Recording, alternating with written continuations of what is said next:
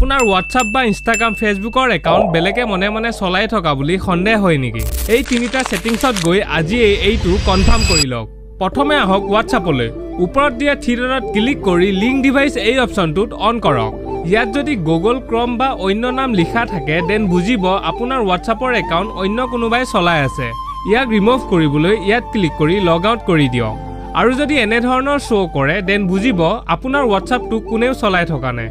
Instagram আৰু Facebookলৈ যোৱাৰ আগতে এতিয়ালৈ যদি আমাৰ এই পেজটো ফলো কৰা নাই দেন প্লিজ আমাৰ এই পেজটো ফলো কৰি লওক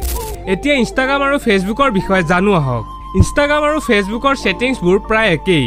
সেটিংছত গৈ একাউণ্ট চেণ্টাৰত ক্লিক কৰক এতিয়া ইয়াত থকা পাছৱৰ্ড এণ্ড সিকিউৰিটি অপচনটোত ক্লিক কৰক এতিয়া ইয়াত ক্লিক কৰাৰ পিছত আপুনি কোনটো একাউণ্ট চাব বিচাৰে তাত গৈ দেখা পাব কি ডিভাইসত আপোনাৰ একাউণ্টটো লগইন হৈ আছে